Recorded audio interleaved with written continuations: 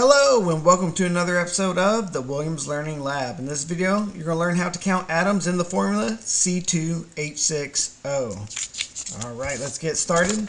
So we are asked how many of each element is in the formula C₂H₆O. Well, the key is in the subscripts. So for carbon, we have a subscript of 2. So carbon is going to equal 2 atoms. For hydrogen, we have a subscript of 6. So for our hydrogen, we have 6 atoms. Well, for oxygen, we don't have a subscript. If there is not a subscript, that is an implied 1 atom. So for oxygen, we have 1 atom. Alright guys, it's as simple as that. If you found this video helpful, would you consider like, commenting, or subscribing?